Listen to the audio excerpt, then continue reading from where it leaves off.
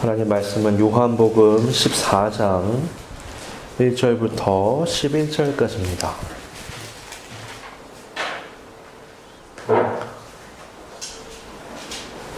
봉독하겠습니다. 너희는 마음에 근심하지 말라. 하나님을 믿으니 또 나를 믿으라. 내 아버지 집에 거할 곳이 많도다. 그렇지 않으면 너희에게 일렀으리라. 내가 너희를 위하여 거처를 예비하러 가노니 가서 너희를 위하여 거처를 예비하면 내가 다시 와서 너희를 내게로 영접하여 나 있는 곳에 너희도 있게 하리라. 내가 어디로 가는지 그 길을 너희가 아느니라. 도마가 이르되 주여 주께서 어디로 가시는지 우리가 알지 못하거늘 그 길을 어찌 알겠사옵나이까. 예수께서 이르시되 내가 곧 길이요 진리요 생명이니 나로 말미암지 않고는 아버지께로 올 자가 없느니라. 너희가 나를 알았더라면 내 아버지도 알았으리로다. 이제부터는 너희가 그를 알았고 또 보았느니라. 빌립이 이르되 주여 아버지를 우리에게 보여주옵소서. 그리하면 족하겠나이다. 예수께서 이르시되 빌립아 내가 이렇게 오래 너희와 함께 있으되 네가 나를 알지 못하느냐. 나를 본 자는 아버지를 보았거늘 어찌하여 아버지를 보이라 하느냐. 내가 아버지 안에 거하고 아버지는 내 안에 계신 것을 네가 믿지 아니하느냐. 내가 너희에게 이르는 말은 스스로 하는 것이 아니라 아버지께서 내 안에 계셔서 그의 일을 하시는 것이라. 내가 아버지 안에 거하고 아버지께서 내 안에 계심을 믿으라. 그렇지 못하겠거든 행하는 그 일로 말미암아 나를 믿으라. 아멘. 몇 년 전에 용인에 있는 놀이공원에 아이들을 데리고 간 적이 있었습니다. 워낙 오랜만에 가는 길이라 잘 기억이 안 나더라고요, 길이.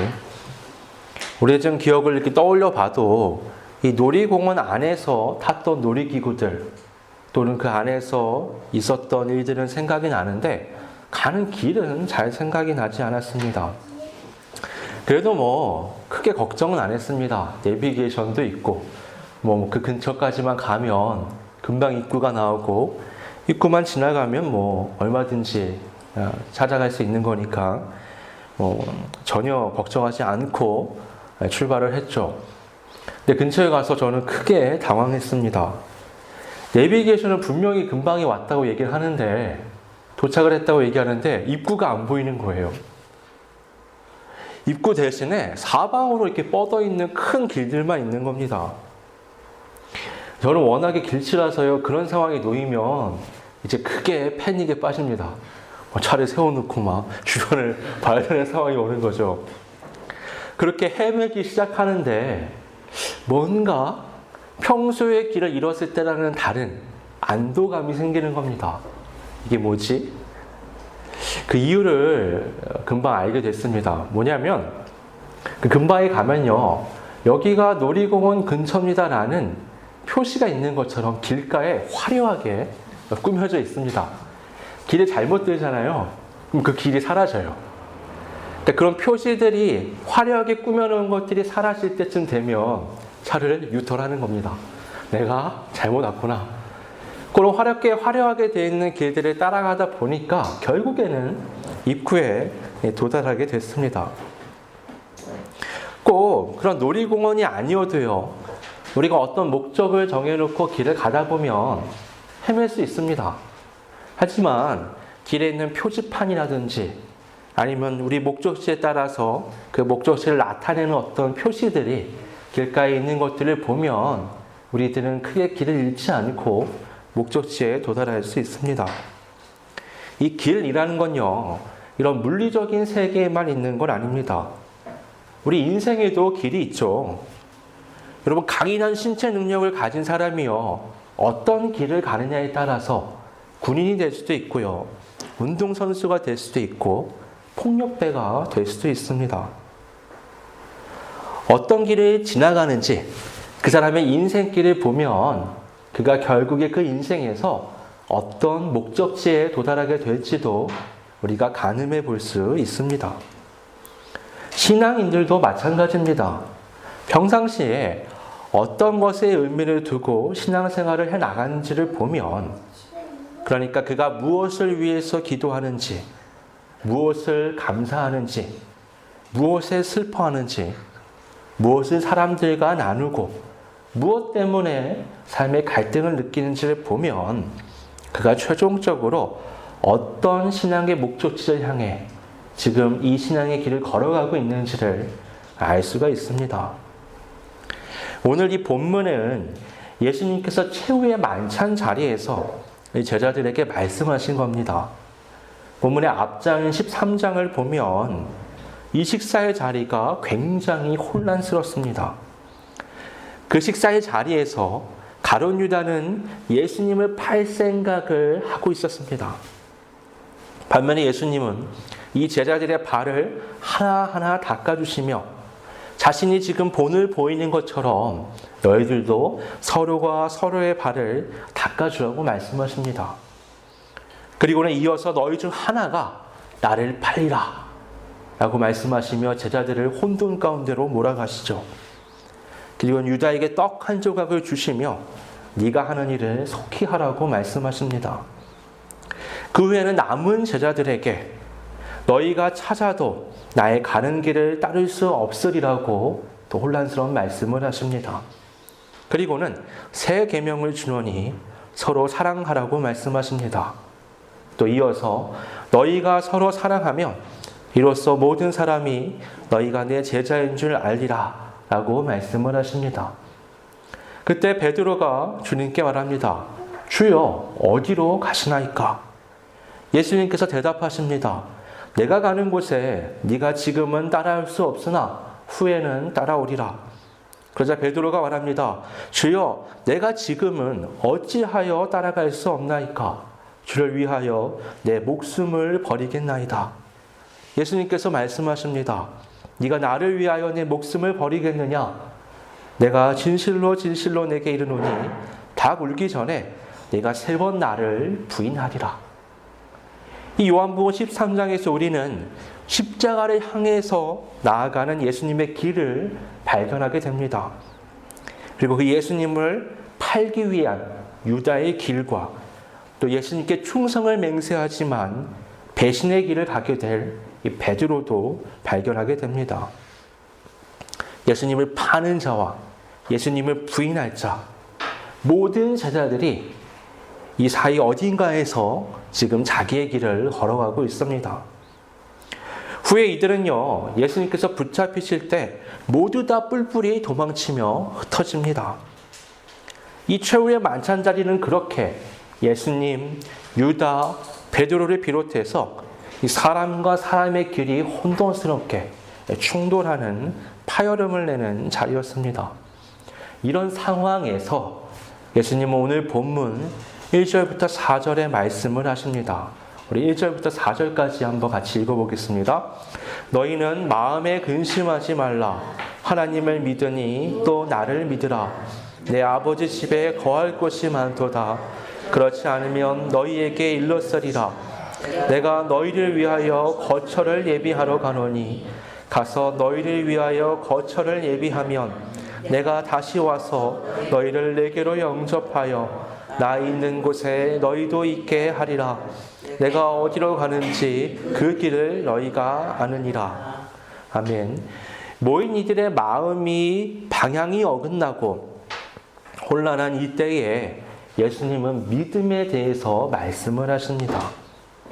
그러면서 아버지 집에 거할 것을 예비하러 가신다라고도 말씀하시죠. 그리고는 자신의 가는 그 길을 너희가 안다고도 말씀하십니다. 우리는 여기서 예수님의 길이라는 것이 어떤 이성적인 작용을 통해서 받아들여지는 것이 아니라 믿음을 통해서 받아들여지는 것, 믿음을 통해서 알 수 있는 것이라는 것을 이 말씀을 통해서 확인할 수 있습니다.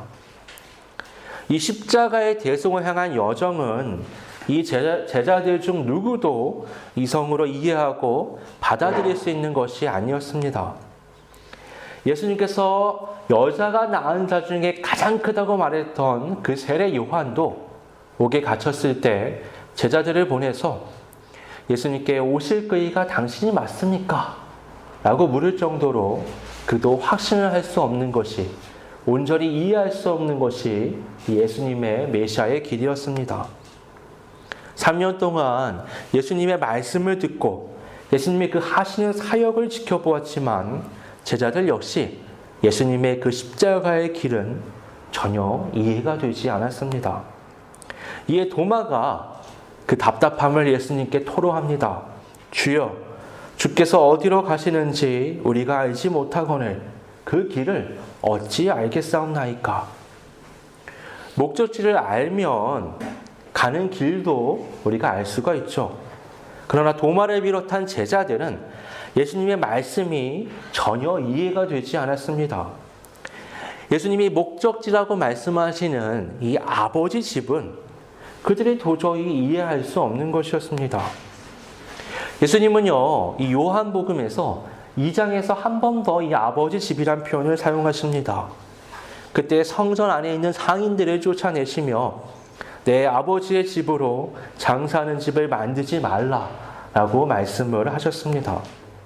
성전은요, 하나님의 집으로 표현되는 곳입니다. 그런데 오늘 본문 말씀을 보면 아버지의 집이 예루살렘 성전은 분명히 아닌 것 같습니다.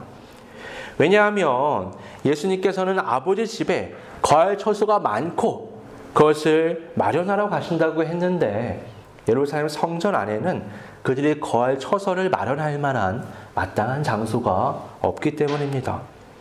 그렇기 때문에 도마를 비롯한 제자들은 굉장히 혼란스러웠습니다. 그래서 주님께서 어디로 가시는지를 모르고 또 그 길 또한 모른다는 말이 나왔던 겁니다. 가는 곳도 모르는데 길을 어떻게 아냐는 이 도마의 물음에 예수님은 이렇게 답하십니다. 내가 곧 길이요 진리요 생명이니 나로 말미암지 않고는 아버지께로 올 자가 없느니라. 여기서 예수님은요, 분명하게 길과 그 목적이 무엇인지 밝히십니다. 제자들이 도달해야 할 것은 아버지, 곧 하나님이시고 그 길이 예수님이시라는 겁니다. 여기서 예수님은 길이란 표현과 함께 진리, 또 생명이란 표현을 사용하십니다. 길, 진리, 생명은 그 공통점이 유일하다는 겁니다.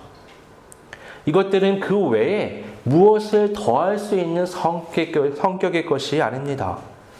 여러분, 갓 태어난 아이가 본능적으로 엄마의 젖을 찾는 것처럼 사람은 본능적으로 신을 찾습니다.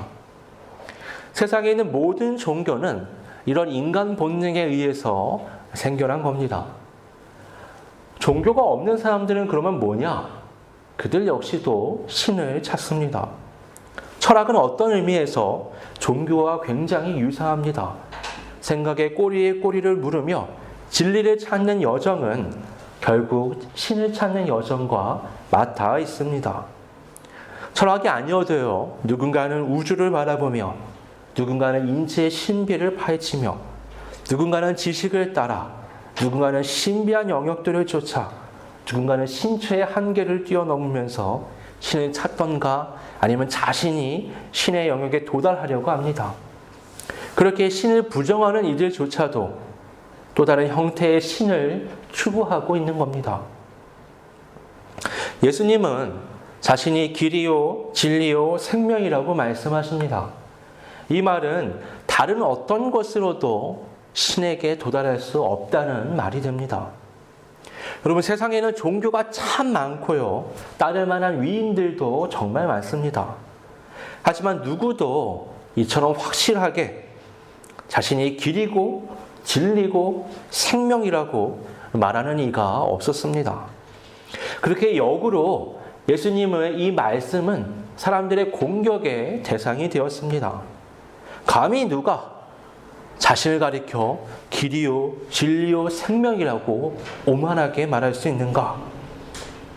여러분, 최근 200여 년 동안 걸쳐 진행되어 온 이 종교다원주의 물결 가운데 예수님의 이 말씀은 더욱 맹렬한 공격의 대상이 되었습니다.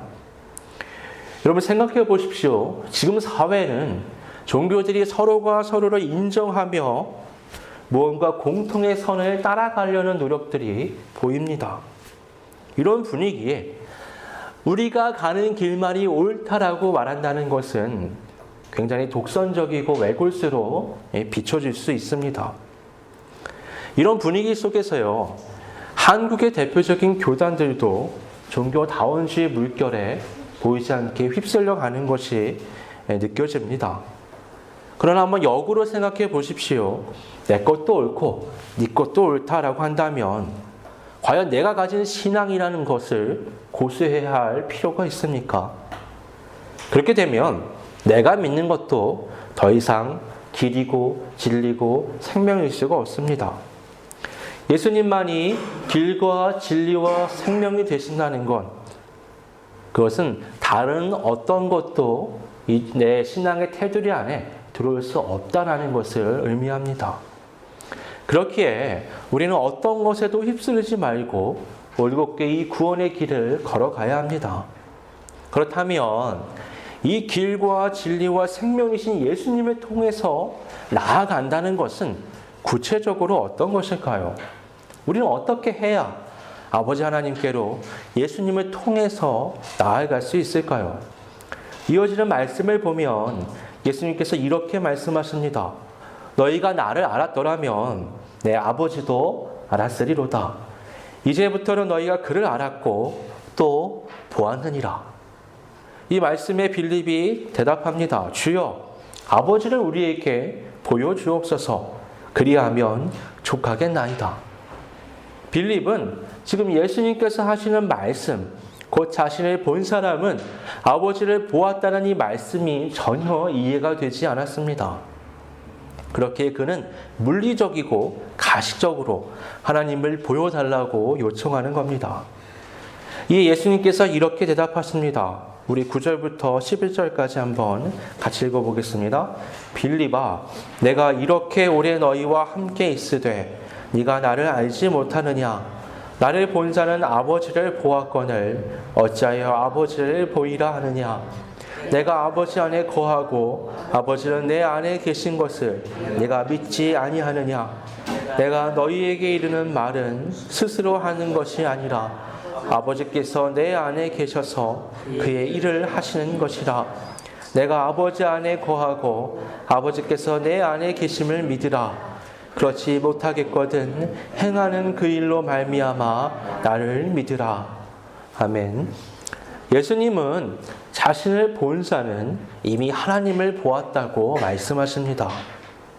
또 예수님은 자신이 하나님 안에, 하나님께서 자신 안에 있는 것을 자신의 말과 행동을 통해서 확인할 수 있다고 말씀하십니다.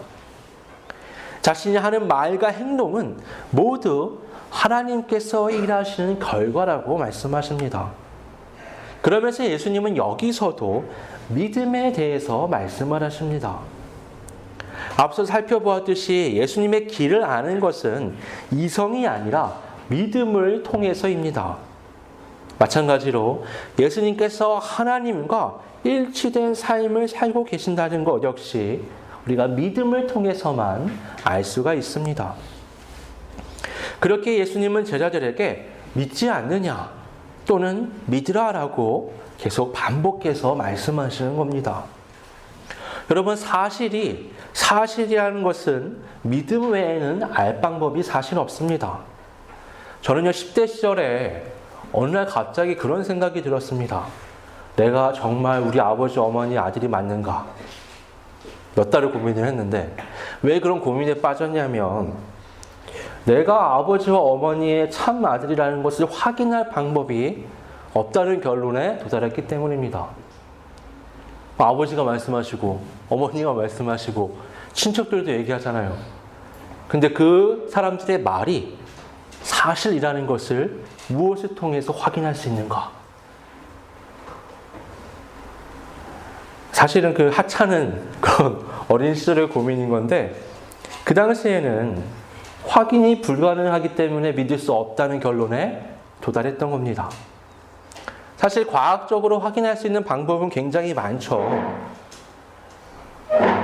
그런데 여러분 한번 생각해 보십시오. 현대인들은요, 아무리 과학적으로 무언가를 사실을 확인시켜줘도 또는 2차, 3차에 걸쳐서 무언가를 확인시켜줘도 잘 믿으려고 하지 않습니다.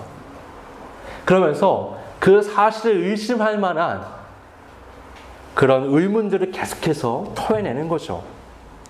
그러니까 무언가가 사실이 아니라는 것을 어떤 증거들을 통해서 증명하는 게 아니라 그것이 사실이라는 것을 말하는 것들에 대해서 의심을 품고 믿지 못하겠다고 말하면서 그래서 계속해서 의심해 나가는 겁니다. 그러니까 무언가를 주장할 때 증거로 주장하는 게 아니라 불신을 가지고 자기의 의견을 주장하는 거죠. 예수님께서 하시는 이 말씀을 제자들이 이성을 통해서 판단하고 받아들인다는 것은 사실상 불가능합니다. 이 말씀은요, 믿음을 통해서만 받아들일 수 있는 겁니다.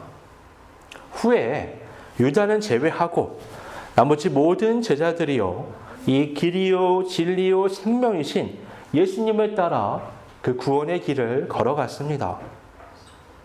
오늘 본문만을 보면 예수님의 길과 그들의 길은 완전히 어긋난 것처럼 보입니다. 그런데 이들이 어떻게 온전하게 후에 예수님의 길을 따라갈 수 있었을까요? 그 답은 11절에 있습니다. 내가 아버지 안에 거하고 아버지께서 내 안에 계심을 믿으라. 그렇지 못하겠거든 행하는 그 일로 말미암아 나를 믿으라. 예수님은 믿으라고 말씀하셨지만 제자들은 믿음이 작아 어쩔 줄 몰라 하고 있었습니다.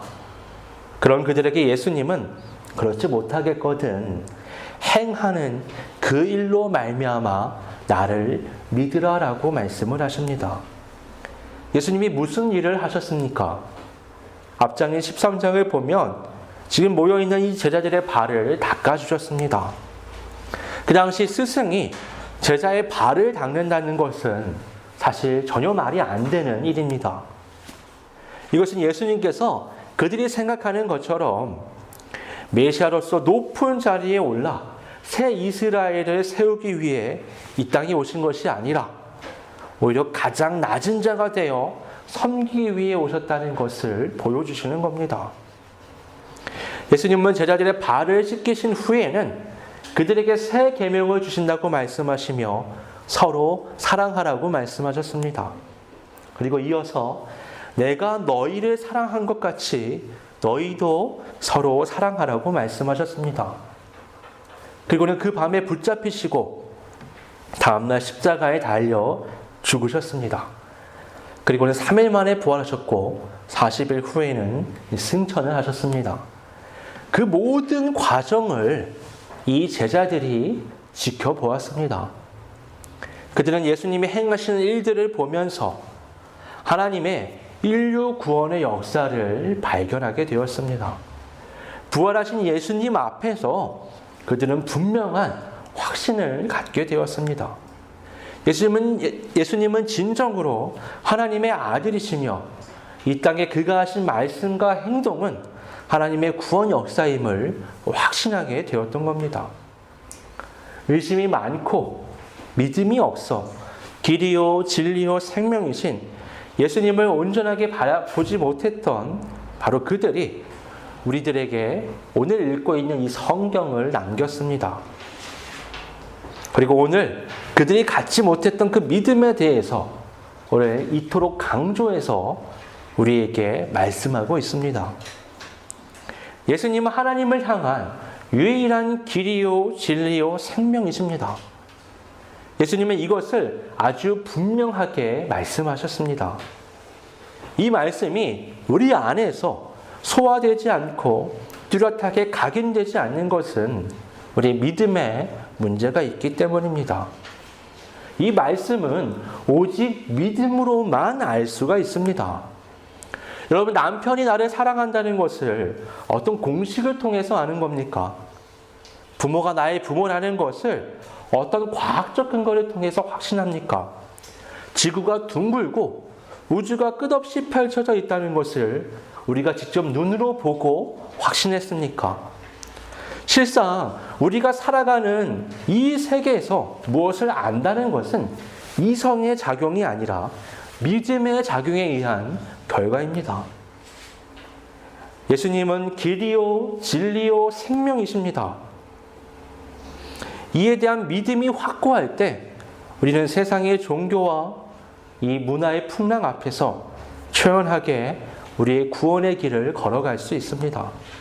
만약 믿음을 잃어버린다면 그 순간 우리의 신앙은 깊은 바다에 빠져들게 될 겁니다. 마치 베드로가 그 풍랑을 보면서 자신을 걷게 하신 그 예수님에 대한 믿음을 잃어버렸을 때 바다에 빠져들었던 것처럼 말입니다. 유일한 길이요, 진리요, 생명이신 예수님을 온전한 믿음으로 바라보며 이 구원의 여정을 끝까지 이어가는 우리 모두가 되기를 주님의 이름으로 축원합니다. 함께 기도하겠습니다. 사랑과 은혜가 풍성하신 아버지 하나님, 내가 곧 길이요, 진리요, 생명이라고 말씀하신 그 예수님을 통해서 아버지께 도달할 수 있는 유일한 방법은 믿는 것뿐입니다. 이 믿음의 다른 근거들은 필요가 없습니다. 주님께서 그것을 말씀하셨다는 것, 그리고 그 말씀을 따라 우리에게 이 땅 가운데 또 하나님의 말씀을 증거하시고 하나님의 뜻을 따라 십자가의 구원의 역사를 이루어 가셨다는 것을 확인하며 온전한 믿음으로 주님을 따라 아버지 하나님께로 도달하는 이 구원의 길을 걸어가려고 합니다. 우리를 뒤흔드는 세상의 많은 풍랑 앞에서 다른 것들을 보고 다른 것들의 영향을 받는 것이 아니라 오직 주의 말씀만을 바라보고 오직 믿음으로 반응하며 끝까지 완주하며 결국 구원의 역사를 충실히 이어갈 수 있도록 성령 하나님께서 우리를 붙잡아 주시고 이끌어 주시옵소서. 거룩하신 예수님의 이름으로 기도드립니다. 아멘.